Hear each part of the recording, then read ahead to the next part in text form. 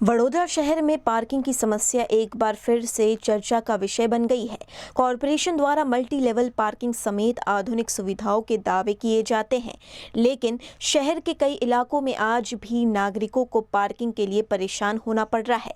स्कूलों के शुरू होने और मंगल बाजार क्षेत्र में खरीदारी बढ़ने के कारण सिटी में भारी भीड़ देखने को मिल रही है, लेकिन पर्याप्त पार्किंग व्यवस्था नहीं होने से लोगों को काफी मुश्किलों का सामना करना पड़ रहा है।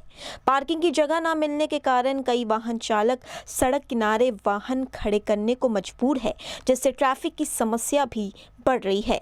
वहीं पद्मावती शॉपिंग सेंटर के पास स्थित पे एंड पार्क में निर्धारित दर से अधिक शुल्क वसूलने के आरोप भी सामने आए हैं।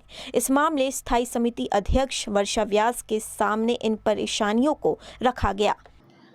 પાલિકામાં જે પાર્કિંગ માટેના પ્લોટો આપેલા હોય છે, જેને આપણે કહીએ કે તમે યુઝ એન્ડ પે તમારું વ્હીકલને પાર્ક કરી શકો છો.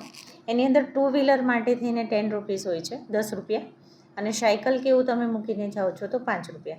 અને આ બધું જ મંગળ બજારની આજુબાજુ પણ તમે જોઈ શકો છો કે 4-5 જગ્યાએ તમારું વ્હીકલ મૂકી અને તમે ખરીદી કરવા માટે અંદર જઈ શકતા હોય છો.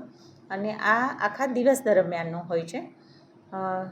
એ ઉપરાંત આપણા ઘણા બ્રિજ, ઓવરબ્રિજ જે હોય છે, ફ્લાયઓવરની નીચે પણ પાર્કિંગ માટે આપેલું છે. એનો પણ ભાવ આપણો એ જ રીતનો છે કે ટુ વ્હીલર્સ હોય તો 10 રૂપિયા, હા, પણ ફોર વ્હીલર હોય તમારી પાસે તો 50 રૂપિયા છે. ઇલેક્ટ્રિક વાહન હોય તો એના 25 રૂપિયા છે.